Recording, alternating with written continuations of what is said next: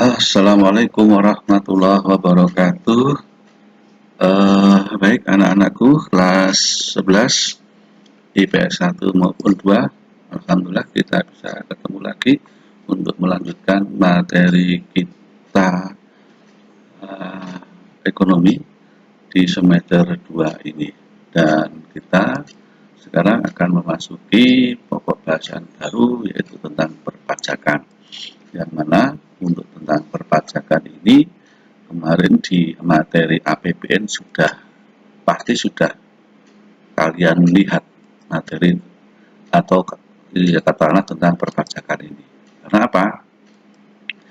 Pada saat kalian mempelajari sumber-sumber penerimaan negara, maka di situ kita lihat bahwa di urutan nomor 1, penerimaan negara yang paling banyak, yang paling besar itu adalah dari sektor pajak.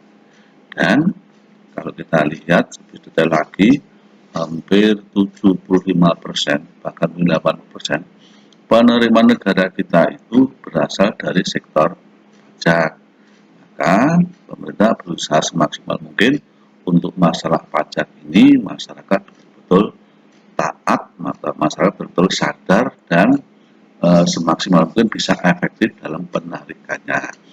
Baik, kita bahas lebih lanjut tentang perpajakan pada kali ini, dan nanti ini tidak semuanya Pak Tri jelaskan satu persatu karena bisa kalian baca di PowerPoint yang juga saya tampilkan. Silakan dibuka, dan termasuk juga di video tentang pajak biar kalian lebih tahu lagi tentang apa toh itu pajak. Baik, yang pertama, pengertian pajak. Anak-anakku, menurut undang-undang yang terakhir, bahwa dalam pengertian pajak itu terdapat ada 4 unsur. Kalau kita baca secara komplit, pajak adalah kontribusi wajib kepada negara yang terutang oleh pribadi atau badan yang bersifat memaksa berdasarkan undang-undang dengan tidak mendapatkan imbalan secara langsung dan digunakan untuk keperluan negara bagi sebesar-besarnya kemakmuran rakyat. Jadi dapat kita simpulkan bahwa 1, pajak itu merupakan kontribusi wajib warga negara kepada negara, masyarakat dan negara. Yang kedua, bersifat memaksa. Itu artinya kalau kita tidak membayar pajak, kita bisa diberi sanksi. Sanksinya bisa berupa denda, bisa berupa di penjara. Kemudian yang ketiga, dasar pemungutannya adalah undang-undang. Artinya undang-undang ini berlaku untuk satu negara. Unsur yang keempat, tidak mendapatkan imbalan secara langsung. Maksudnya adalah orang yang membayar pajak itu tidak dapat balas jasanya secara langsung. Ini. Kemudian yang selanjutnya, untuk uang dari penarikan pajak itu digunakan untuk penyelenggaraan negara dan kemakmuran rakyat. Yang terakhir, dasar pungutan pajak adalah UUD 45 pasal 23A yang berbunyi, pajak dan pungutan lain yang bersifat maksa untuk keperluan negara diatur dengan undang-undang. Itu anak-anakku, pengertian pajak seperti itu. Kemudian fungsi dan manfaat pajak. Pak Tri hanya menjelaskan yang fungsi pajak saja. Ada 4 di sini, fungsi budgeter atau fungsi anggaran. Yang kedua, fungsi alokasi. Yang ketiga, fungsi distribusi. Dan yang keempat, fungsi regulasi. Fungsi budgeter maksudnya pajak itu sebagai sumber dana bagi pemerintah untuk membiayai pengeluarannya. Itu sudah kita buktikan di APBN itu, sumber penerimaan negara kita berasal dari pajak. Kemudian pajak atau uang pajak, uang yang kita sudah dikumpulkan oleh pemerintah itu digunakan untuk dana pembiayaan pembangunan di segala bidang. Jadi uang dari penarikan pajak itu digunakan untuk keperluan pembangunan penerimaan dan juga kesejahteraan masyarakat. Kemudian samping itu, yang ketiga, pajak juga bisa berfungsi sebagai distribusi, mengatur penerimaan masyarakat, yaitu sebagai alat pemerataan pendapatan. Di situ artinya atau dalam prakteknya, orang yang punya penghasilan tinggi dikenakan pajak yang banyak. Orang yang tidak punya penghasilan ya tidak dikenai pajak. PBB, BPH itu begitu. Kemudian yang keempat, ini yang mungkin kita agak ekstrim, fungsi regulasi, mengatur, fungsi stabilitas, membuat stabil, biar perekonomian itu stabil, biar kehidupan masyarakat itu stabil, yaitu pajak sebagai alat untuk mengatur atau melaksanakan kebijakan pemerintah dalam bidang sosial dan ekonomi. Maksudnya begini, contoh saja yang Pak dicontohkan yang ekstrim. Pajak rokok itu tinggi, cukai rokok itu tinggi. Misalkan dalam satu bungkus rokok itu harganya 20.000. Sebetulnya biaya produksi untuk membayar rokok itu paling hanya 10.000. Tapi kenapa harganya menjadi 10.000? Karena yang tinggi, yang mahal adalah cukainya, pajaknya. Tujuannya apa? Biar masyarakat tidak banyak merokok. Tuh. Termasuk juga minuman keras itu pajaknya tinggi. Barang-barang mewah itu pajaknya tinggi. Sebaliknya, barang-barang kebutuhan pokok pajaknya rendah. Manfaat pajak silakan nanti dibaca sendiri di PowerPoint sudah ada. Ini juga. Nah, ini yang Pak Tri perlu jelaskan bahwa di samping pajak itu juga ada jenis pungutan lain. Contohnya adalah retribusi. Nah, apa bedanya pajak dengan retribusi? Contohnya retribusi saja misalkan ya. Sebenarnya masih ada lagi ya pungutan resmi lainnya. Tapi yang paling banyak ini antara pajak dengan retribusi. Perbedaannya yang pertama, imbalan jasa atau kompensasinya. Kalau orang yang bayar pajak itu tidak menerima secara langsung, tapi orang yang membayar retribusi itu penerimaannya, kontra prestasinya diterima secara langsung. Contohnya orang bayar parkir. Orang yang tidak parkir ya tidak usah bayar. Yang dikenai tarif parkir adalah orang yang bawa motor, bawa mobil itu dikenai retribusi. Kemudian dasar pemungutannya, kalau pajak dasarnya adalah undang-undang. Kalau pungutan resmi lainnya, dasar pemungutannya adalah peraturan pemerintah, bisa Pak Gubernur, bisa Bupati, dan lain sebagainya. Kemudian cara perhitungannya, cara menghitungnya. Kalau pajak itu dihitung sendiri oleh wajib pajak. Tapi kalau retribusi itu yang menentukan adalah aparatur pemerintah negara. Kemudian yang keempat, sanksinya. Orang yang membayar pajak, sanksinya itu jelas. Di pajak sudah diatur dalam undang-undang. Didandanya berapa, kalau tidak dikira sampai ditahan berapa bulan, berapa tahun, itu ada di situ. Kemudian kalau retribusi itu diatur dengan kebijakan pemerintah setempat. Kemudian yang selanjutnya, surat ketetapan pajak, itu namanya KOHIR ya. Kalau dulu ada itu di sepeda itu. Kalau di pajak itu ada. Kalau PBB itu namanya SPPT, surat pemberitahuan pajak berutang. Tapi kalau di retribusi tidak ada. Sifat pungutan yang terakhir, pajak sifatnya memaksa. Artinya ya harus dibayar. Kalau tidak ada di mana? Ya didenda. Nah, itu maka sebaiknya ya kita bayar pajak. Kalau pungutan resmi lainnya itu adalah sesuai kebijakan pemerintah. Nah, ini ada beberapa asas pemungutan pajak ini sudah lama dikeluarkan dan ini juga dipakai. Silakan nanti dibaca sendiri, tidak perlu saya jelaskan. Saya kira kalian bisa mengartikan itu. Nah, kemudian jenis-jenis pajak atau penggolongan pajak. Jenis pajak yang pertama, menurut lembaga yang memungut. Ada pajak pusat, ada pajak daerah. Maksudnya, kalau pajak pusat itu yang memungut pemerintah pusat. Jadi itu berlaku satu negara. Contohnya PPH, pajak penghasilan. PP PPN, pajak pertambahan nilai. Kemudian PPNBM, pajak pertambahan nilai, pajak penjualan barang mewah.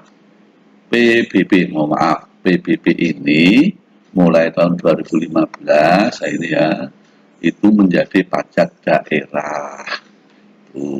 Dan biaya meterai sekarang sudah berubah ya.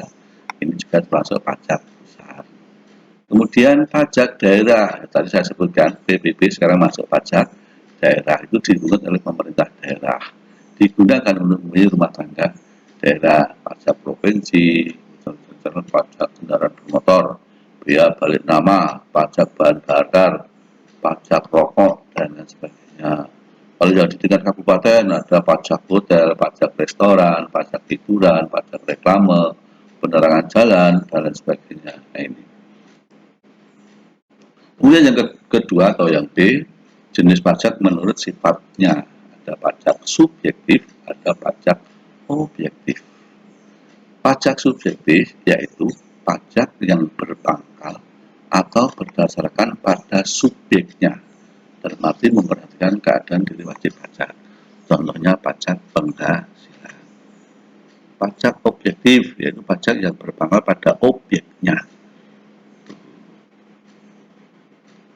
Kemudian yang C, penggolongan pajak menurut siapa yang menurut pajak. Ada pajak langsung, ada pajak tidak langsung.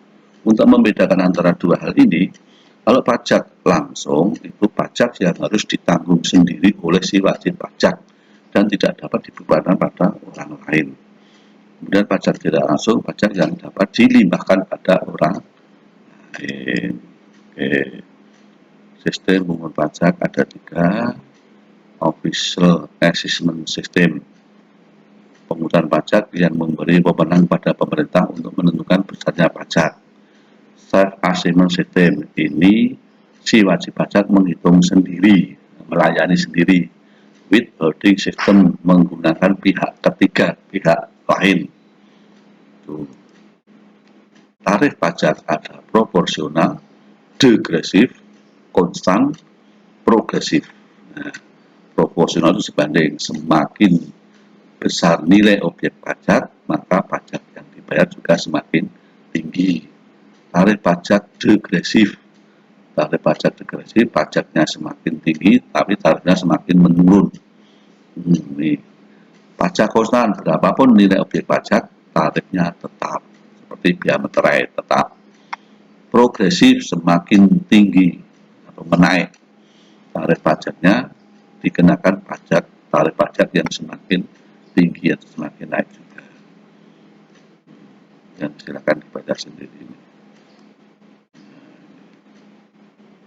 Alur untuk membayar pajak. Si wajib pajak itu harus punya NPWP dulu, nilai pokok wajib pajak. Terus diisi sendiri, laporkan. Objek dan cara pengenaan pajak. Subjek pajak, subjek orang yang ini bisa orang, bisa badan usaha. Subjeknya orang yang dikenai pajak. Sistem perpajakan, cara yang digunakan oleh pemerintah untuk atau menarik pajak. Nah, yang pertama, pajak penghasilan PPh. Nilai pajak yang dikenakan terhadap subjek pajak atas penghasilan yang diterima atau diperolehnya dalam tahun pajak. Sedangkan penghasilan adalah setiap penambahan kemampuan ekonomis yang diterima baik berasal dari usaha maupun dari usaha yang dapat menambah kekayaan wajib pajak yang bersangkutan. Besarnya pajak penghasilan, pajak PPh yang harus Pak Tri bayar itu dasar perhitungan adalah PKP, pajak penghasilan kena pajak itu sama dengan PTKP dikurangi atau dikalikan tarifnya. Nah ini Pak dijelaskan tentang PTKP, penghasilan tidak karena pajak. Ini hanya kebetulan contoh yang ada di sini itu undang-undang yang sudah lama, tahun 2008. Kalau yang tahun sekarang PTKP-nya ini sudah tidak 24 juta lagi, tapi sudah 56 juta. Nah ini maksudnya adalah PTKP itu bagian dari penghasilan Pak Tri itu ada yang tidak dikenai pajak. Nah pada tahun 2008 besarnya PTKP untuk si wajib pajak itu adalah 24.300.000. Itu artinya kalau penghasilan Pak Tri itu setahun itu kurang dari 24 juta, berarti Pak Tri tidak dikenai pajak. Kalau penghasilannya Pak Tri itu setahun 25 juta, ya 25 juta dikurangi ini 24.300, itu yang dikenai pajak. Jadi sedikit sebetulnya. Tuh sampai yang terakhir, sampai yang B, C, dan D. Yang B ini adalah 2.025.000 itu adalah untuk wajib pajak yang sudah kawin. Yang sudah kawin itu dia dapat tambahan lagi di luar penghasilan yang tidak dikenai pajak, ditambah lagi ini. Kemudian apabila dia punya istri, istrinya juga bekerja, maka si istri itu juga mendapat fasilitas PTKP besarnya sama dengan si suami. Kemudian kalau saya punya anak, Pak Satu punya anak, maka tiap anaknya itu juga dapat PTKP 2.025.000 seperti itu. Tapi hanya maksimal 3 anak. Tidak hanya untuk anak saja, tapi orang yang ditanggung. Bahkan saya belum punya anak, tapi saya menanggung orang tua saya atau keponakan saya atau adik saya itu bisa. Betul, hanya maksimal 3 orang. Ini. Kemudian tarifnya, ini sudah tarif lama. Penghasilan di bawah 50 juta, tarifnya 5%. Penghasilan antara 50 sampai dengan 250, tarifnya 15%. Ini yang progresif tadi ini. Di atas 250 sampai 500, tarifnya 25%. Di atas 500 juta, tarifnya 30%. Ini untuk orang pribadi. Nah, ini. Contohnya ini. Nah, misalkan penghasilan saya setahun itu 600 juta. Maka pajak yang harus saya bayar besarnya ini. Cara menghitungnya ini. 5% kali 50 juta. Ini yang tadi tarif pertama. Kemudian penghasilan saya yang kedua, bukan yang kedua sebenarnya, yang nilainya antara 50 sampai 200 dikenakan ini 15%. Kemudian penghasilan saya antara 200 sampai 250 ini kena 25%. Ini 500 ini ya, salah ini. Ini 500. Ini 500 ini. Nah, kok 100 ini adalah sisanya di atas. Sisanya dari 500 dikurangi 600. Ini 600 dikurangi 500 dari 100. Ini. Contoh yang kedua seperti itu, diperhatikan. Ya. Ya. Kan supaya nanti yang PPP ini agak lebih mudah daripada yang PPH. Nanti saya sampaikan juga yang PPH itu khusus menghitung PPH, ada video tersendiri, nanti silahkan dilihat ya. Saya kira untuk sementara itu dulu. Silakan nanti dipelajari, dibuka-buka lagi video yang menarik tentang pajak biar kalian lebih paham lagi. Terima kasih. Assalamualaikum warahmatullahi wabarakatuh.